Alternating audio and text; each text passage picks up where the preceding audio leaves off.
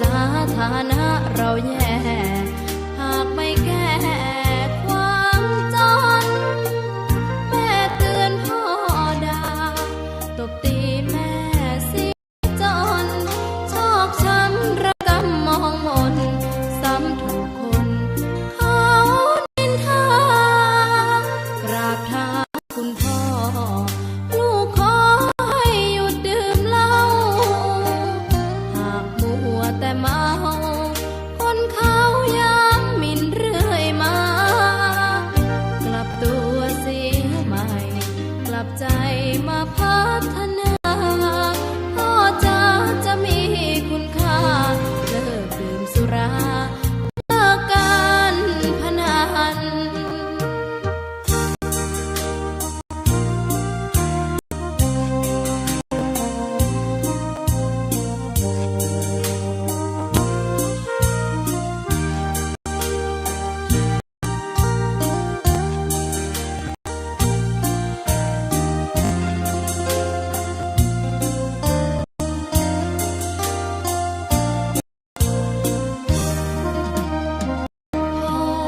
ดื่มสุรา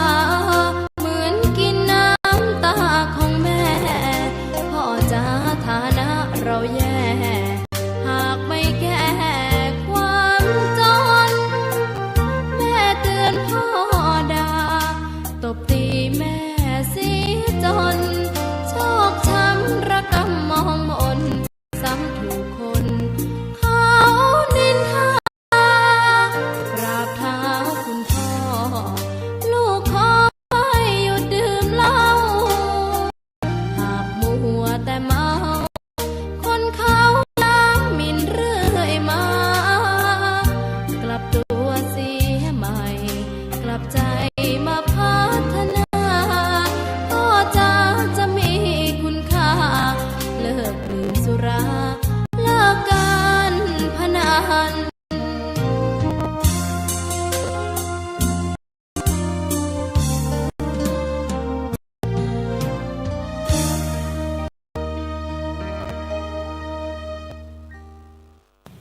สวัสดีครับท่านผู้ฟังพบกับรายการเกษตรเพื่อชีวิตสำหรับวันนี้เสนอเรื่องการจัดการสภาวะวิกฤตก่อนเข้าสู่รายการก็มีธรรมะมาฝากท่านผู้ฟัง6ข้อจากหนังสือพจนานุกรมพุทธศาสตร์ฉบับประมวลศัพท์เรียบเรียงโดยเทพเวทีประยุทธ์โตมหาจุฬาลงกรณราชวิทยาลัยพิมพ์เผยแพร่ปี2533หัวข้อธรรมะวันนี้คือมโนภาวนีคำว่ามโนวินีแปลว่าผู้เป็นที่เจริญใจหรือแปลว่าผู้ทำให้จิตใจของผู้นึกถึงเจริญงอกงามหมายถึงบุคคลที่เมื่อเราระลึกคนึงใส่ใจถึงก็ทำให้สบายใจจิตใจสดชื่นผ่องใสตามสภาวะปกติเป็นคุณสมบัติของพระภิกษุอันนี้ทีนี้ที่บอกว่าเป็นผู้ทำให้จิตใจของผู้นึกถึงเจริญงอกงามเนี่ยนะปกติก็จะมาในพุทธศาสนิกชนก็คือระลึกถึงพระพุทธเจ้านะเป็นที่ระลึกทำให้สบายใจแล้วก็ระลึกถึงคำสอนต่างๆพระปัญญาคุณบริสุทธิคุณพระมหากรุณาธิคุณที่มีต่อผู้ระลึกถึงนั้นก็ทำให้เขาเรียกมีจิตใจที่เรียกเจริญใจนะเจริญใจนะเพราะนั้นวันนี้ก็อยากให้ผู้ฟังนั้นที่ยังไม่คือเจอสภาวะวิกฤตต่างๆอาจจะไม่เจริญใจหรือทุกข์ยากลำบากอาจจะไม่เจริญใจก็อยากให้นึกถึงพระพุทธเจ้านะที่ท่านมีปัญญาคุณบริสุทธิคุณมหากรุณาธิคุณนั้นเราก็นำหลักธรรมที่พระองค์ทรงสอนมานะมาปฏิบัติอย่างน้อยฝึกมีศีลสมาธิปัญญาเพื่อเราให้มีการต่อสู้กับสภาวะวิกฤตต่างๆก็ถือว่าเป็นเขาเรียกว่าเป็น กำลังใจนะทำให้ผู้ปฏิบัติได้เบิกบานต่อสู้กับปัญหาต่างๆอันนี้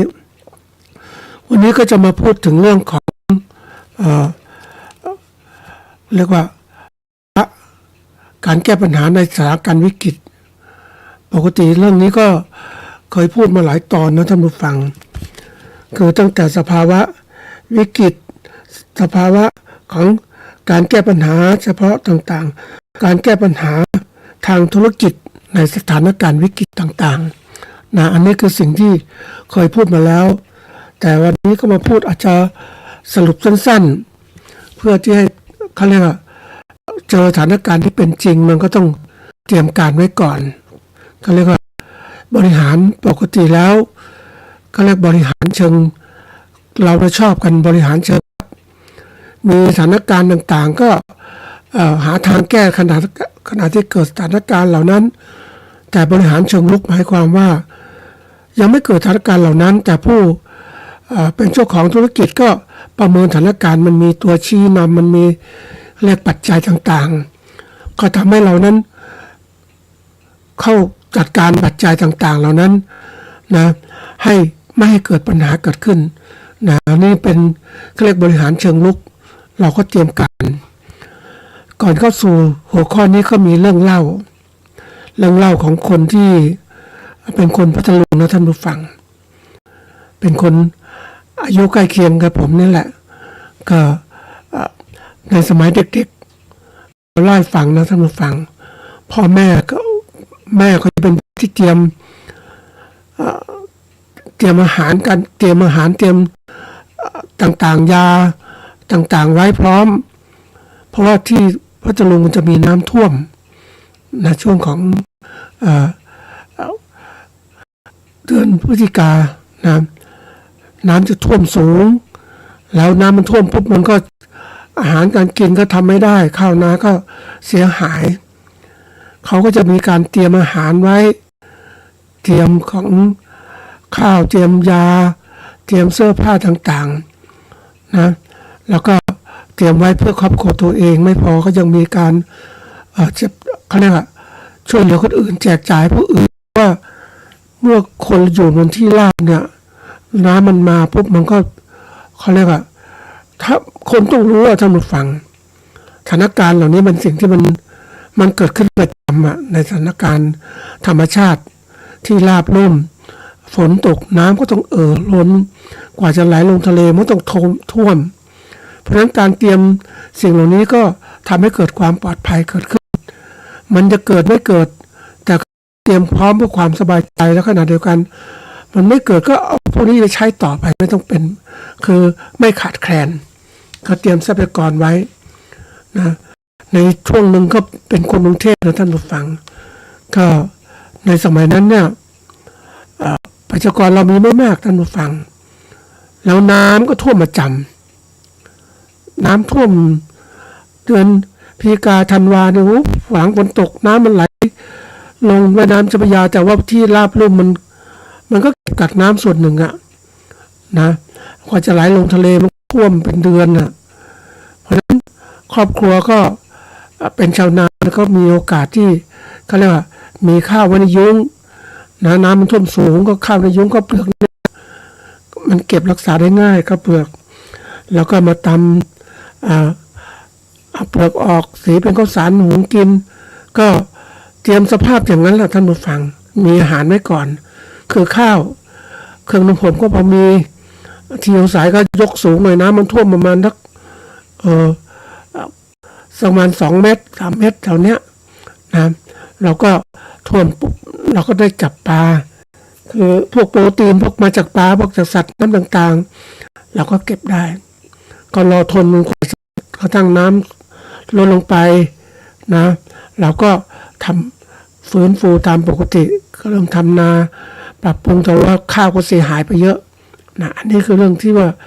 เล่าท่านผู้ฟังถ้าการเตรียมตัววิกฤตเนี่ยมันเป็นสิ่งที่เกิดขึ้นอยู่ตลอดเวลาถ้าเราไม่เตรียมการเนี่ยมันก็ลำบากเหมือนสถานการณ์วันนี้วิกฤตคือเราเปลี่ยนแปลงจากสภาวะของการเกษตรจากดั้งเดิมเกษตรธรรมชาติเป็นเกษตรอุตสาหกรรมและ มีการใช้เครื่องจักรกลทางการเกษตรใช้น้ำมันใช้เชื้อเพลิงปัจจัยใช้ปุ๋ยเข้ามามากมายทีเดียวเป็นการเกษตรอุตสาหกรรมที่เราต้องคือจะอยู่ได้ขึ้นอยู่กับปัจจัยอื่นมากมายทีเดียวนะตอนนี้จะไปรื้อฟื้นบอกว่าเอาควายมาไถนาควายก็ไม่มีนะเพราะว่าเลิกเลี้ยงกันหมดแล้วนะเราก็ใช้คืออะไรก็ตามที่มันสะดวกสบายเราก็เคยชินมันอะแล้วก็อยากจะสบายคือทำนาถ้าทำนาด้วยควายมันลำบากนะแต่ทำนาด้วยเครื่องจักรมันเร็วมันสั่งการได้เลยเราคุมได้หมดนี่คือตัวอย่างเราก็อยากจะพัฒนาจากสิ่งที่มันลำบากมาสู่ความสบายแต่บนความสบายเหล่านั้นเนี่ยมันก็จะมีสิ่งที่เราต้องพึ่งพาปัจจัยอื่นๆภายนอกเข้ามามากมายทีเดียวนี่เราพึ่งพามากจนกระทั่งแบบบางครั้งเนี่ยเราก็หมดอิสระในการที่จะยืนอยู่ได้เป็นตัวเองนะคนบางคนบอกว่ากลับสู่วิถีธรรมชาติเกษตรอินทรีย์เกษตรเคมีปกติเราพัฒนาตอนนี้เป็นเกษตรอุตสาหกรรมมันก็เป็นเกษตรเคมีหมดละอะไรต่างๆแล้วจะกลับไปสู่ธรรมชาติอินทรีย์ถามว่าระหว่างก็มีคนพูดกันประจำท่านผู้ฟังกลับไปสู่สภาพเดิมที่เกษตรธรรมชาติรู้ไหมว่าเกษตรธรรมชาติต้นทุนการผลิตมันสู้กับปัจจุบันไม่ได้ปัจจุบันเกษตรเคมีอุตสาหกรรมเนี่ยมันก็ต้นทุนคือมันมีต้นทุนถ้าต้นทุนยังไม่สูงก็อยู่ได้สบายผลิตจำนวนมากสั่งการได้คุมดูแลเกษตรธรรมชาตินั้นเกษตรที่ต้องขึ้นกับประชาธรรมชาตินะปุ๋ยก็ธรรมชาติน้ำก็ธรรมชาติเดี๋ยวนี้มันธรรมชาติไม่ได้แล้วโลกมันเปลี่ยนแล้วท่านผู้ฟังโลกมันเป็นแบบไม่มีธรรมชาติไม่ได้แล้วมีคนหนึ่งเขาเล่าให้ฟังไม่ใช่เล่าอันนี้เรื่องจริงนะเขาบอกว่าบ้านเขาอยู่เนี่ยอยู่ที่เชียงใหม่เป็นที่อยู่ชิดลำน้ำชิดลำเหมืองนั่นแหละแล้วก็เป็นที่ราบรุ่มไม่ได้ถมเหมือนคนอื่นเขาอยู่ธรรมชาติแต่รอบๆนั้นถมที่หมดแล้วท่านผู้ฟังเห็นไหมถมที่แล้วดินก็สูงขึ้นแล้วก็อะไรต่างๆก็สร้างบนที่ยกที่ดินสูงขึ้นแต่รายนี้อยู่กับธรรมชาติที่ไหนได้ท่านผู้ฟังฝนตกแต่ละปีน้ำก็ท่วมเพราะว่ากว่ามันไหลเหมืองแล้วเหมืองก็ล้นมาที่บ้านท่วมบ้านก็จะต้องตั้งเครื่องสูบน้ำตลอดเวลาพอน้ำมันเยอะมันไหลเข้ามาเนี่ยนี่คืออย่างเปรียบเทียบว่าถ้าเราอยู่ธรรมชาติอย่างเนี้ยกับอีกที่หนึ่งเขาไม่ธรรมชาติเนี่ยมันอยู่กันได้ไหมมันอยู่ไม่ได้เจ้านี้ก็เลยต้องหาทางสร้างเขื่อนสูงเลยกั้นลำเหมืองเพราะว่าน้ำมันล้นจากลำเหมืองเข้ามาสู่พื้นที่บ้านเขาเนี่ยเขาพื้นที่มันต่ำเขาต้องหาวิธีการที่ว่าเอาตัวรอดก่อนจะไปถมที่มันก็สูงราคามันสูงนะนี่ไล่ฟังเกษตรธรรมชาติเกษตรเคมีมันอยู่ด้วยกันไม่ได้หรอกท่านผู้ฟังแล้วโลกมันเปลี่ยนไปหมดแล้วเกษตรธรรมชาติจะมาอยู่ยังไงคนบอกเกษตรธรรมชาตินั้นดีงู้นดีให้เกษตรกรผลิตเกษตรธรรมชาตินั้นนะผลิตธรรมชาติจะถามว่าคุณขายได้ไหมราคามันแพงกว่าเกษตรเคมีเกษตรอุตสาหกรรมคุณขายไม่ได้คุณก็อยู่ไม่ได้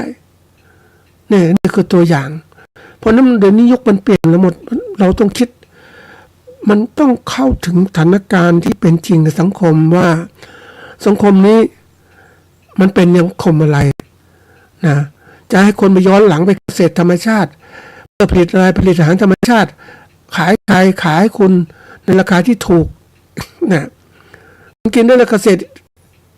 ปลอดภัยนะก่อนนี้การพูดประจำมาทำผู้ฟังเกษตรปลอดภัยไม่มีเคมีปนแล้วถามว่าคุณทำเกษตรปลอดภัยคุณได้เท่าไหร่เองคุณไม่สามารถยกระดับการผลิตที่สูงขึ้นได้ก็เป็นเรื่องความสบายใจไอ้คนที่มีอำนาจกับพูดเกษตรธรรมชาติดีงู้นอย่างนี้ก็เกษตรกรก็ผลิตไปสิแต่ถามว่าผลิตไปแล้วขาดทุนขายไม่ได้กำไรไหมทำยังไงใช่ไหมเกษตรก็ลำบากใช่ไหมอันนี้พูดตรงๆนะเกษตรกรก็ลำบากผลิตมาแล้วขายไม่ได้ราคา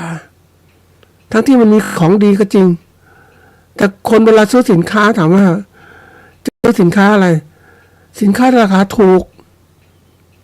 นะเพราะราคาถูกมาจากไหนเกษตรอุตสาหกรรมใช่ปะนี่มันเรื่องที่สำคัญเพราะฉะนั้นวันนี้ต้องคิดให้หนักนะท่านผู้ฟังนะวิกฤตวันนี้ภาคเกษตรเราเกษตรเคมีหรือเกษตรอุตสาหกรรมนี่รับมากที่สุดเพราะมันพัฒนามาใช้อะไร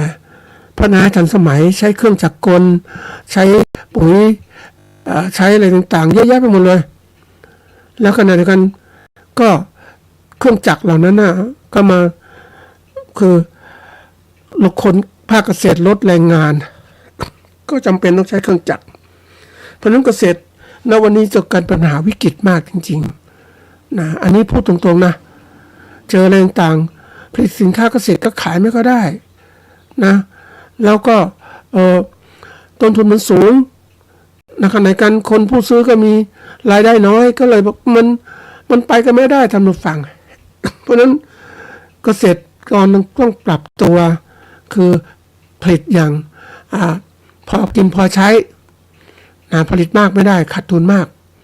นะก็ประคองตัวเองให้ผ่านวิกฤตอันนี้เป็นเรื่องใหญ่เพราะผู้ประกอบการก็เช่นกันทั้งการผลิตการจำหน่ายก็ต้องคิดหนักทีเดียวว่าจะผลิตแล้วขายใครยังไงกำไรจะมีไหมเดี๋ยวนี้ยังมาเจอสภาวะของการเขาเรียกการแข่งขันระหว่างผู้ผลิตด้วยผู้ประกอบการด้วยกันผู้ประกอบการในประเทศก็แข่งขันกับผู้ประกอบการนอกประเทศที่เขามาขายสินค้าผลิตสินค้าขายในประเทศไทยซึ่งเขามีทุนที่สูงแล้วก็ต้นทุนที่ต่ำนะอย่างที่ได้มีโอกาสทราบข่าวถึงประเทศจีนนะนำผู้ประกอบการของเขามาอยู่ประเทศไทยนะตั้งโรงงานจะผลิตสินค้านะประเทศไทยก็เปิดสิเฮ้ยมาลงทุนทำนู่นทำนี่ประเทศไทยแต่ที่ไหนได้เขามาลงทุนสร้างโรงงานก็จริงแต่เขารู้เลยว่าต้นทุนที่นู่นถูกกว่าที่จีนถูกกว่าเพราะฉะนั้นก็นำเข้าสินค้ามาเลยดีกว่าไหมไม่ต้องผลิตการผลิตต้องใช้แรงงานในประเทศไทยแรงงานก็แพงขึ้นเห็นไหมเพราะฉะนั้นเขาก็เลยทำกำไรสูงสุดก็คือนำสินค้าเข้ามาแล้วก็แฝงผลิตจากโรงงานเขาก็ขายสินค้าเกษตรก็เช่นกันนะประเทศจีนผลิตเดี๋ยวนี้ที่มีโอกาสได้ฟังนะที่เขาผลิตยางพาราในตอนเหนือของเรานะผลิตกล้วยหอม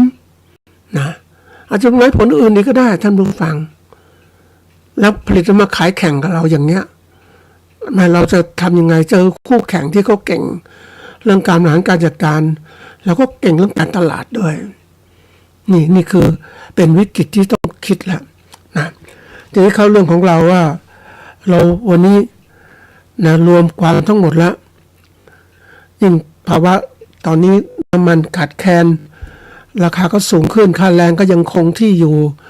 แล้วก็เจอรัฐบาลที่ยังเขาเรียกว่ายังไม่ใช่มืออาชีพทำดูฟังไม่มืออาชีพต้อง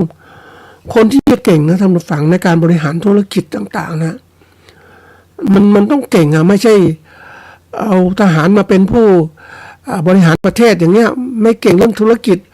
โลกนี้มันโลกธุรกิจนะท่านผู้ฟังกลยุทธ์การบริหารเนี่ยมันต้องเก่งมากๆหลายอย่างนะเอาคนที่ไม่เก่งมาบริหารประเทศมันลำบากนะ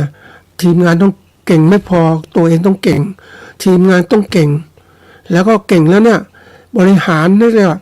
ทันกับสถานการณ์ที่เปลี่ยนแปลงเกิดขึ้นสถานการณ์วันนี้มันก็บอกว่าเรียกว่า ความผันผวนนะความก็เรียกว่าความไม่แน่นอนนะความซับซ้อน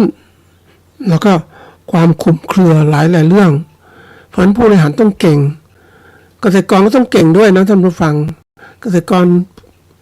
ผู้ประกอบการเกษตรก็ต้องเก่งมากๆนะถ้าเราอยู่ภายใต้สถานการณ์ที่ผู้บริหารไม่เก่งเนี่ยเราจะต้องเก่งเพื่อกู้ศักดิ์ กู้สถานการณ์เศรษฐกิจของเรา แต่เราจะไปรอคอยผู้บริหารที่เก่งมาเนี่ย มันนึกถึงควายท่านผู้ฟังอยู่กับควายมานานนะแต่ไม่ใช่ควายนะท่านผู้ฟังอยู่กับควายได้รู้จักควายปกติควายเนี่ยเราจะใช้ประโยชน์จากมันก็คือให้มันเดินนำเราแล้วก็ลากไถลากอะไรต่างๆแต่ควายเนี่ยมันก็เป็นสัตว์ที่ตัวใหญ่ก็จริงแต่มันไม่ฉลาดมนุษย์ตัวเล็กก็ตามเนี่ยเดินตามเขาบอกว่าเดินตามควายเนี่ยต้องรู้จักคุมควายให้เป็นควายมันดื้อนี่มันโหดคุมได้ยากนะท่านผู้ฟังควายมันดื้อเนี่ยมันควายมันเรียกมันโง่ก็ได้นะมันโง่ปุ๊บเนี่ยมันเราไม่มีเครื่องไม้เครื่องมือคุมมันเนี่ยมันลากเราไปนะท่านผู้ฟังก่อนเรามีควายตัวเล็กๆก็เพราะว่านะควายตัวเล็กก็เอาเชือกล่ามคอไว้ก็เพราะว่าแล้วก็ลากมันทีนี้บางครั้งมันก็ฮึดอะไรดึงเราไปหมดเลยนะท่านผู้ฟังดึงกับควายเนี่ยควายมันเดินถอยหลังเดินหน้าแล้วมันก็ดึงแล้วมันจะไปไหนมันก็อยากไปเอาเชือกคล้องที่เสาเขามันก็ดึงเราไปอีก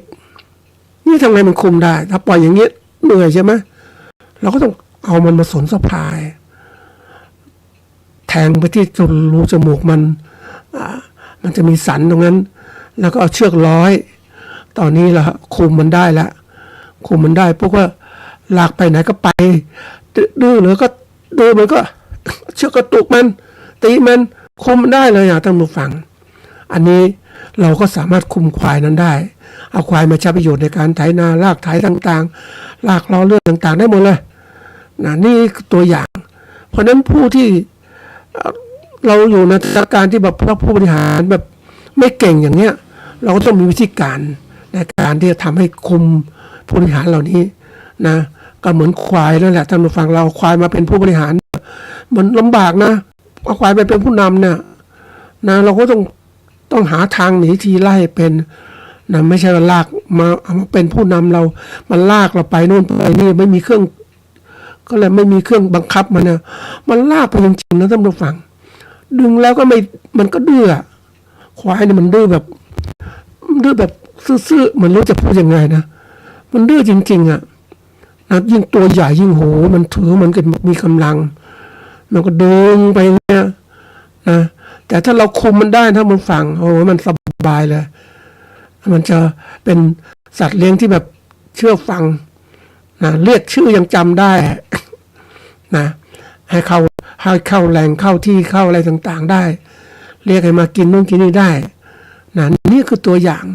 เพราะในวันนี้สถานการณ์ของการที่เราเจออะไรที่ไม่ดีผู้บริหารที่ไม่เก่งเราต้องเก่งคุมผู้บริหารได้นะถ้าผู้บริหารที่เก่งก็เก่งบริหารประเทศไปแต่ถ้าไม่เก่งต้องคุมให้ได้คุมไม่ได้ก็เอาออกเสียเพราะว่ามันทำให้เกิดความเดือดร้อนเหมือนควายนั่นแหละมันเก่งมันมีกำลังมันก็ลากเราไปเพราะนั้นวิธีการต้องคุมให้ได้จะคุมไงเหรอก็การเลือกตั้งนั่นแหละแต่ที่จะเลือกไม่เป็นก็ลำบากทีเดียวนะครับมาเล่าเข้าสู่สถานการณ์นะการจัดการภาวะวิกฤตเนี่ยนะคือกระบวนการประสานงานเพื่อชี้นำกำกับนะและควบคุมองค์กรในสถานการณ์วิกฤตคือเรียกว่าต่อเสี่ยงเป็นเสี่ยงตายที่กระทันหันและรุนแรงซึ่งอาจกระทบชื่อเสียงการเงินหรือความต่อเนื่องทางธุรกิจของเรานะมันมีความสำคัญเพราะช่วยเราลดความเสียหายลดโอกาสลุกลามสร้างความเชื่อมั่นให้กับผู้มีส่วนได้ส่วนเสียหากขาดการจัดการวิกฤตเนี่ยมันก็จะเกิดการบานปลายและที่สุดก็ทำลายองค์กรของเราหรือทำลายธุรกิจของเรามากมายทีเดียวเลยนะอันนี้เป็นสิ่งที่ต้องคิดละความสำคัญนะอันนี้เรารู้ยังไงมันต้องรู้มันต้องรู้สถานการณ์อย่างเนี้ยที่บอกสถานการณ์ความผันผวนที่มีมากสถานการณ์ที่มีความซับซ้อนสถานการณ์ที่มีความคลุมเครือสถานการณ์ที่ไม่แน่นอนเนี่ยมันมีตลอดเวลาวันนี้ยิ่งมีมากจริงๆเลยอย่างสถานการณ์ภายใน ประเทศเป็นยังไง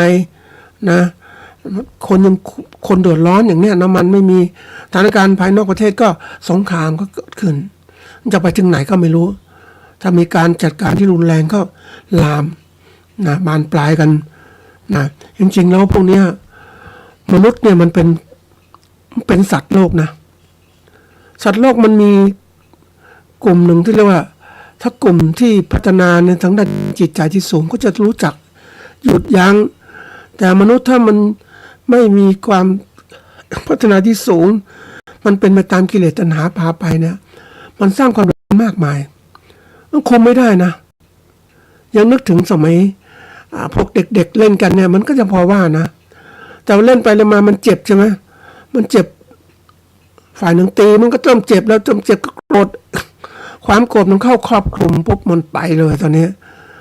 ชกต่อยกันอะไรกันจนกว่าจะรู้แพ้รู้ชนะ แต่ถ้ามันไม่มีสติควบคุมอย่างเนี้ยลำบากวันนี้คนห่างไกลจากอะไรสติกำกับจิตใจตนเองเนี่ย มันห่างไกลมากเลยกิเลสมันครอบคลุมมากคนไม่มีศาสนาเนี่ยมันน่ากลัวนะท่านผู้ฟังมนุษย์เนี่ยมันฆ่ากันได้กินกันได้หมดละมันน่ากลัวตอนนี้มันจากเล่นก็เอาเป็นจริงเป็นจังแล้วจะเกิดอะไรสภาวะต่างๆทั้งหมดเลยนะทีนี้วิกฤตมันเกิดขึ้นแล้วเขาบอกหลักการในการแก้ปัญหาวิกฤตเนี่ยก็มันมีหลักการก็เรียกว่าหลักการหลายอย่างคือหลักการ7ประการเนี่ยนะก็มีได้แก่การกำกับดูแลนะเพื่อโครงสร้างชัดเจนมีกลยุทธ์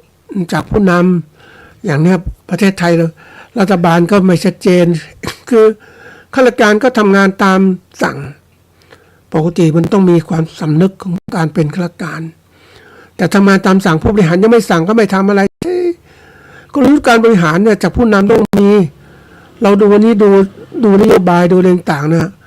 ถ้าเราดูชัดเจนปุ๊บเรารู้เลยว่าเป็นยังไงใช่ไหมกลยุทธ์เป็นยังไงพฤติกรรมเขาเรียกการจะดู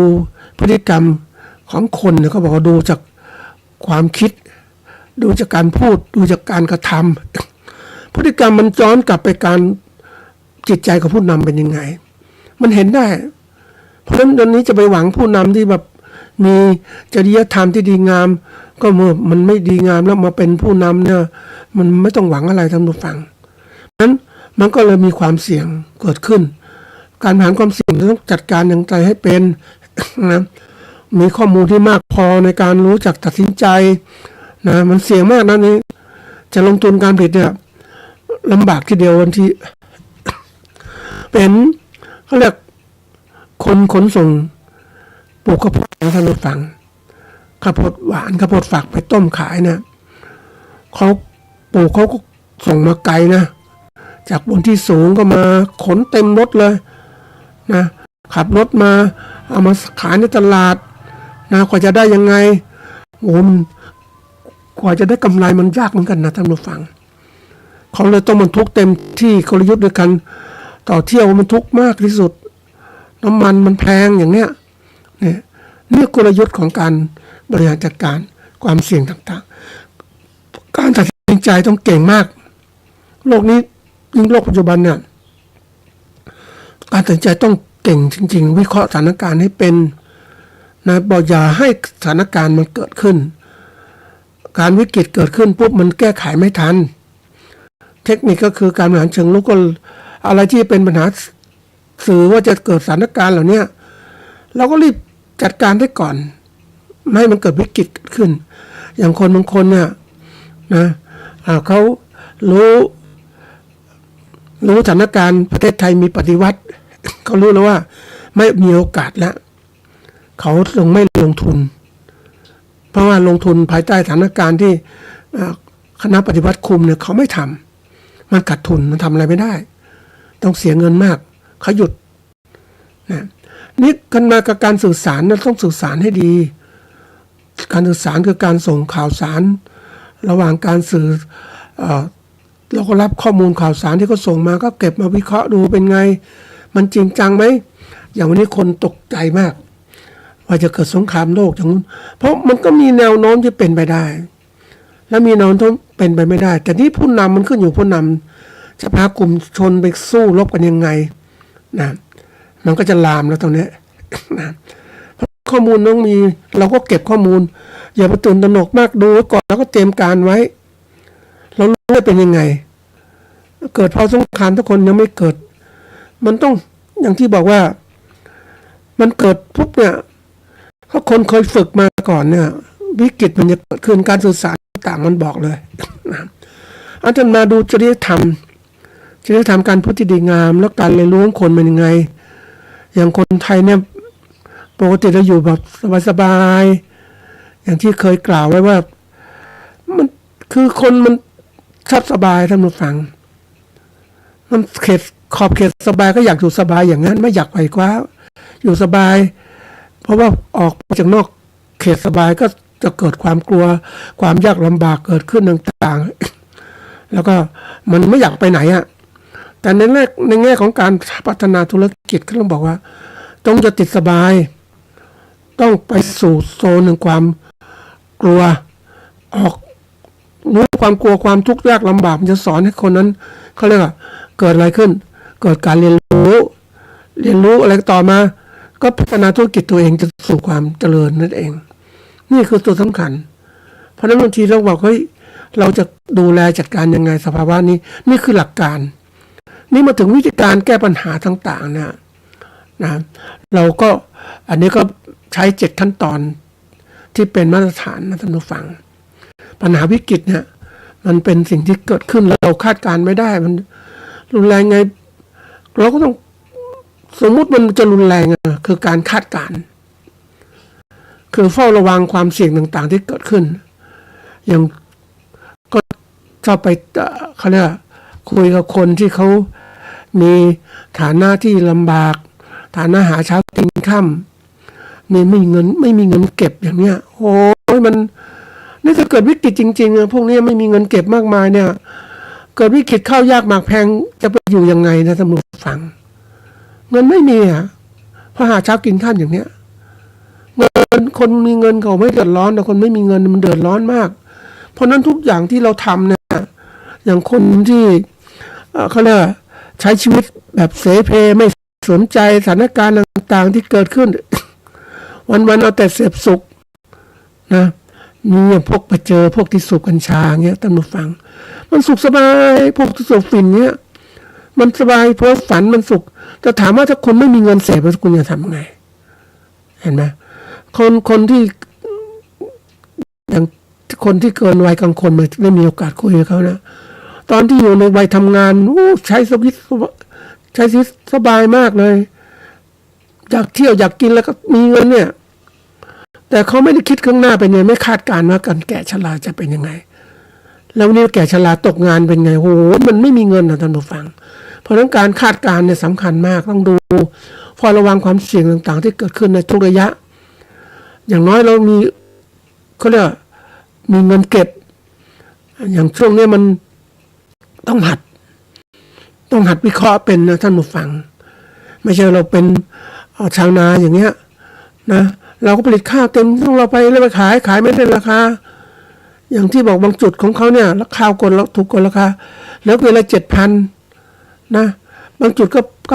9,000 แต่ 7,000 9,000 เนี่ยมันก็ได้กำไรนิดเดียว 7,000 ก็จะไม่ได้กำไรเลยก็ได้เพราะว่า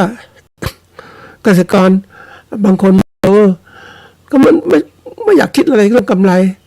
ขอทำไปก็ขายไปเท่านั้นน่ะแต่ความจริงทำแล้วขาดทุนน่ะใช่ไหมคนพ่อค้าคนกลางก็รวยไป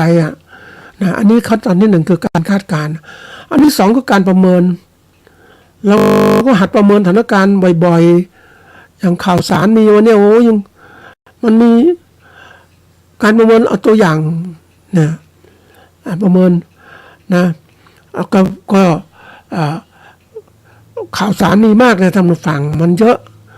เราก็ประมาณต้องหัดวิเคราะห์ประเมินว่าผลจะเป็นยังไงสถานการณ์นี้จะเป็นยังไงมันปัจจัยต่างๆมันจะเปลี่ยนแปลงยังไงบ้างอย่างคนวิเคราะห์เนี่ยเอาตัวอย่างนะมันหัดวิเคราะห์ให้เป็นประเมินสถานการณ์ทุกขณะที่เราทำ มันวัดผลกระทบที่เกิดขึ้นได้นะอันนี้การประเมินอย่างที่คนก็มีการประเมินเนี่ยอย่างน้ำมันเนี้ยน้ำมันมันแพงหาที่ยากขาดแคลนเมื่อขาดแคลนปุ๊บคนที่ใช้น้ำมันเชื้อเพลิงในการประกอบอาชีพของเขาก็เริ่มจะหยุดชะงักเพราะมันแพงกำไรก็ได้น้อยหยุดไปแล้วทำไมเกิดขึ้นมันก็เทือนสมมุติว่าชาวนาอย่างเงี้ย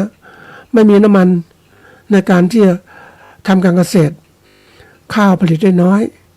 นะข้าวผลิตได้น้อยปุ๊บข้าวจะแพงอาหารการกินแพงขึ้นนี่ผลกระทบที่เกิดขึ้นผลกระทบหลายอย่างที่เกิดขึ้นอย่างน้ำมันมีผลกระทบต่ออุตสาหกรรมท่องเที่ยวอุตสาหกรรมต่างๆเยอะแยะหมดเลยอุตสาหกรรมผลิตเครื่องจักรต่างๆผลิตนู่นผลิตนี่ใช้น้ำมันเชื้อเพลิงหมดเลยแล้วต่อไปตัวที่จะตามมาผลกระทบก็คือน้ำมันกระทบต่ออะไรใช่ไหมไฟฟ้าก็มีนะประปาก็มีดีนะที่เรามีเขื่อนแต่เขื่อนของเรานั้นมันผลิตไฟฟ้ายังไม่มากพอเดี๋ยวนี้มันเขื่อนปกติเราผลิตไฟฟ้าจากน้ำมันเชื้อเพลิงหรือแก๊สธรรมชาตินะต้องมาฟังมีแล้วยิ่งมันพวกการไฟฟ้าก็ฉลาดว่าผลิตจากเชื้อเพลิงสูงนะใช้พลังน้ำดีกว่าก็เลยไปตั้งมีการไปทำเขื่อนที่ประเทศลาวก็ซื้อไฟฟ้ามาใช้ถูกกว่าแต่วันนี้มันต้องมีสำรองนะท่านผู้ฟังนี่ผลกระทบที่เกิดขึ้นต่อไปถ้ามันมีทุกอย่างมันจะลามมาถึงค่ารักษาค่ายาต่างๆแพงหมดเลยการท่องเที่ยวอยู่ชะงักเมื่อทุกอย่างฉุกชะงักกันมันลำบากแล้วอันนี้อันที่3ในการป้องกันและวัดผลกระทบเราต้องมีตัวป้องกันตลอดเวลาคือการตัวแรกก็คือการที่เราต้องคิดในตัวเองเตรียมความปลอดภัยตัวเองทำยังไงนะอย่างที่เคยเล่าว่าคนญี่ปุ่นเขาบอกว่าพายุจะเข้าประเทศญี่ปุ่นขอให้ประชาชนอยู่ในบ้านนะเก็บตุนอาหารไว้ประชาชนก็เชื่อรัฐบาลนะเขาอยู่กับบ้านตุนอาหารร้านพวกร้านสะดวกซื้อร้านอาหารหมดเลยชาวบ้านซื้อกันหมดเลยเพราะว่ารองรับพายุที่จะเข้ามาหลายวันเดินทางไม่ได้ต้องกินอาหารเหล่านี้เราเคยซ้อมไหมพวกนี้เราไม่เคยซ้อมท่านผู้ฟังเพราะเราเคยชินน่ะยิ่งลุกพวกเจนX โอเคยังเพราะว่าในช่วงเกิดวิกฤตของประเทศต่างๆเจน Y ก็โอเคแต่เจนมาหลังๆเนี่ยไม่เคยผ่านประสบการณ์เหล่านี้ความอดอยากลำบากเป็นยังไงมันทุกข์ยากอย่างไรนี่นะอันนี้สำคัญต้องหัดฝึกนะฝึกความอดอยากอดทนยังไงบ้างนะอันที่4การเตรียมพร้อมคือวางและฝึกซ้อมต่างๆวันนี้มีคนพูดถึงสถานการณ์ที่บอกเฮ้ยถ้าเกิดสงครามเราต้องมีอะไรบ้าง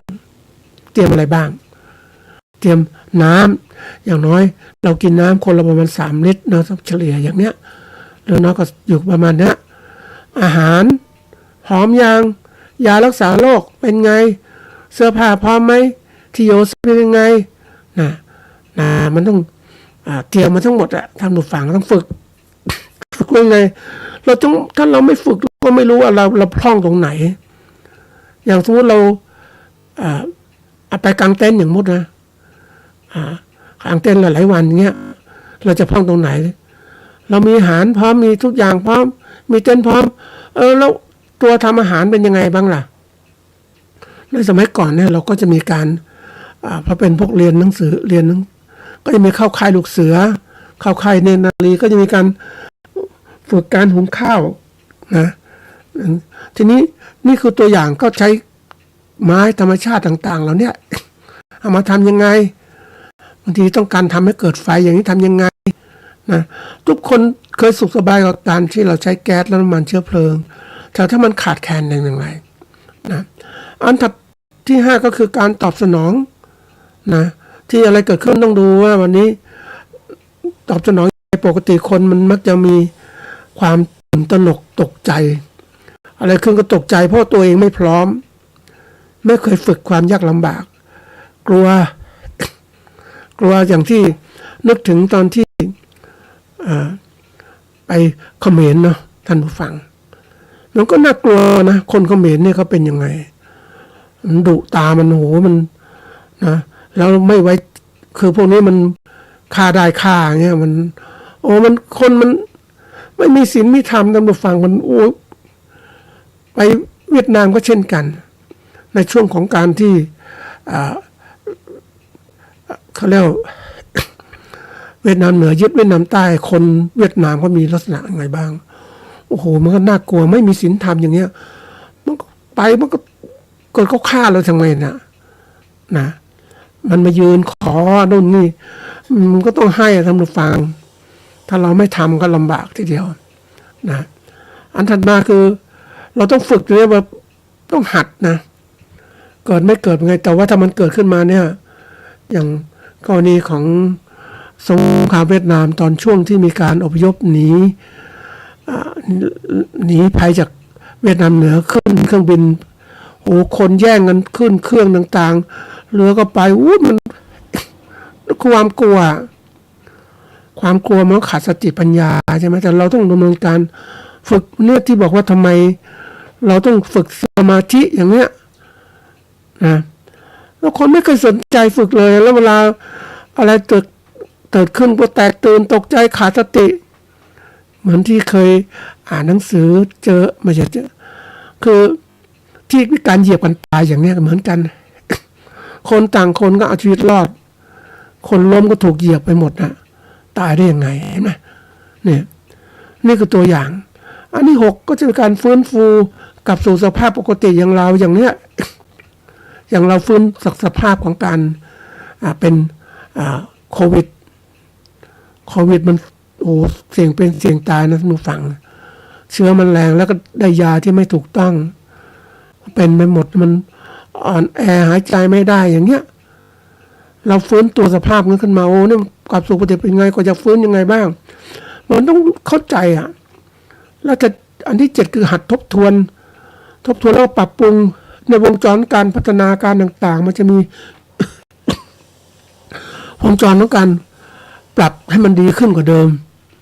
เราต้องเอาข้อมูลเก่ามาใช้นะอย่างคนที่ Gen X Gen Y เหล่านี้ผ่านภาวะวิกฤตของประเทศน้ำมันขาดแคลนช่วงนั้นเป็นยังไงนะวันนี้มันเกิดขึ้นอีกแล้วทำยังไงส่วน Gen Y Gen Alpha Beta เนี่ยเด็กเกิดขึ้นใหม่ไม่เคยเจอสถานการณ์เหล่านั้นนะเขาถ้าเรารู้จักการปรับตัวเอาข้อมูลเก่าๆมาใช้เตรียมการอย่างไรการสื่อสารอย่างไรอันนี้เป็นตัวสำคัญถ้าเราไม่รู้จักปรับตัวอย่างเงี้ยมันจะลำบากนะท่านอันนี้คือหลักการวิธีการแก้ปัญหาวิกฤตที่จะเกิดขึ้นนะมันจะเกิดไม่เกิดวันนี้มันก็เกิดว่าสภาวะของการอะไรสภาวะของการที่เรียกว่าเกิดวิกฤตขาดแคลนอาหารที่จะเกิดขึ้นข้างหน้าจะทำอย่างไรนะไปดูคนก็ต่างแย่งกันโอ้ยแค่น้ำมันอย่างเดียวนะท่านผู้ฟังดีนะเราเข้าแถวอะไรต่างๆเราเคยฝึกการเข้าแถวต่างๆเหล่านี้แต่บางประเทศไม่เคยฝึกต่างคนต่างแย่งกันทะเลาะกันอย่างเนี้ย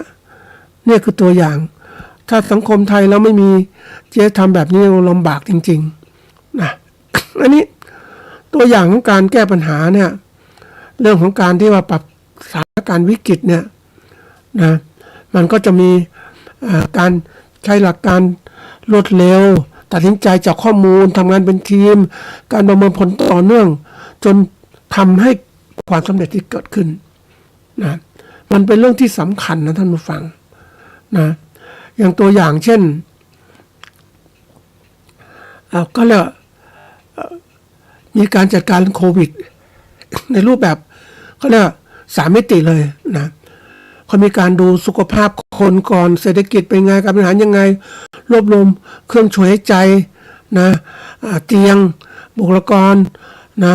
มาจากที่ต่างๆมาช่วยกันนะอันนี้ก็ทำให้เกิดเขาเรียกการแก้ปัญหาวิกฤตให้ได้เขาบอกว่าการแก้ปัญหาวิกฤตก็ใช้หลัก4อย่าง4C เนี่ยคือการบัญชาการศูนย์การบัญชาการนะจะมีศูนย์กลางสั่งการองค์กรบริหารต่างๆ การติดต่อสื่อสารการควบคุมทรัพยากรต่างๆนะต้องมีนะมันเป็นเรื่องที่ต้องฝึกกับท่านผู้ฟังคนเราบางทีเรามีหลักวิชาการแต่เราไม่เคยฝึกเราก็ไม่ตามการอย่างนี้เรามาดูตัวอย่างการบริหารน้ำมันของรัฐบาลอย่างเนี้ยอันนี้วิกฤตนะแต่รัฐบาลยังเฉยเป็นให้ทำให้ประชาชนต้องเดือดร้อนต้องมาว่าโน่นว่านี่นะบางทีไปฟังเพลงก็น้ำมันแพงเนี่ยเพราะมันรู้สึกว่ามันทำไมเพราะว่าศูนย์การสั่งการยังไม่เกิดขึ้นรัฐบาลสั่งการก็ไม่เอาจริงเอาจังรอการโปรดเกล้าจะจริงจังไหมทีมจัดการเป็นยังไงประสานงานยังไงก็ปล่อยไปปุ๊บก็เป็นจังหวะของการที่ว่าน้ำมันลอยตัวใครจะขึ้นราคาทำให้น้ำมันขาดแคลนเดี๋ยวคนก็ซื้อหาวิธีการแก้ปัญหาด้วยการขึ้นราคาน้ำมันอย่างเงี้ยทั้งที่มันขึ้นควรจะขึ้นขนาดไหนที่เหมาะสมไหมการติดต่อสื่อสารก็ไม่ชัดเจนครอบไม่พูดไม่บอกนะให้ประชาชนคิดเอาเองอย่างเงี้ยนะการควบคุมทรัพยากรเนี้ยทรัพยากรที่ควบคุมได้อย่างน้ำมันควบคุมได้แต่ว่าปล่อยมันไปอย่างเงี้ยมันก็เลยกลายเป็นว่าเฮ้ยความเดือดร้อนที่เกิดขึ้นแล้วต่อไปมันจะเดือดร้อนหลายอย่างเกิดขึ้นตามมาอย่างข้าวยากหมากแพงเกิดขึ้นนั่นแหละแล้วมันตัววิกฤตนะเขาบอกการแก้ปัญหาในสถานการณ์วิกฤตเนี่ยแต่มันต้องการจัดการตอบสนองต่อเหตุการณ์ที่เกิดขึ้นอย่างฉับพลันและมีความไม่ได้นอนสูงเนี่ยต้องจัดการเร็วทำให้เกิดความเสียหายหรือความเสียหายเนี่ยนะให้มันลดน้อยลงจะได้ไม่เสียหายถึงองค์กรต่างๆนะมันเป็นเรื่องที่ว่าต้องหัดคิดนะท่านผู้ฟังคนเราเนี่ยถ้าในระดับของทุกคนนะท่านผู้ฟังว่าเรานั้นเป็นผู้บริหารนะเราอย่าคิดว่าคนอื่นเป็นผู้บริหารนะอย่างเดียวไม่ได้ต้องเราเองเป็นผู้บริหารธุรกิจของเราทำไงให้ผ่านให้อยู่รอดได้อย่างน้ำมันเนี่ยเราทำไงจริงๆมันก็เริ่มรู้ตั้งแต่อะไรตั้งแต่สงครามเริ่มปุ๊บเราไปเติมน้ำมันเลยเราไปเคาะสถานการณ์น้ำมันเต็มถังแล้วไม่มีถังเก็บไปเติมน้ำมันไว้ขนาดนั้นลิตรประมาณ29 บาทเองก็เติมเต็มมาหมดละรู้แล้วสถานการณ์เรามองไปข้างหน้าจะเกิดขึ้นแต่มันก็เชื่อมโยงแล้วเสร็จแล้วโอ้โหคนส่วนใหญ่ไม่รู้ไม่สนใจนี่ขนาดแค่รู้ตัวนี้เดี๋ยวแก๊สน้ำมันแก๊สก็จะเพิ่มขึ้นอีกแก๊สหุงต้มต่างๆแพงขึ้นทุกตัวแพงแล้วจะอะไรเกิดขึ้นอาหารการกินก็แพงอีกเพราะต้นทุนมันสูงแต่ถ้าเป็นผู้บริหารนี่ระดับตัวเรานะต้องเตรียมไว้น้ำมันก็ต้องมีอย่าร้อนเกิดสถานการณ์เกิดขึ้นมันจะคุมได้ยากทีนี้ระดับผู้บริหารประเทศอ่ะมันคิดแล้วสงครามขึ้นมันอย่างน้อยตัวน้ำมันต่างๆทั้งหมดต้องเตรียมการนะอย่างเราไปหาแหล่งสำรองน้ำมันที่อื่นไหมเจรจาไหม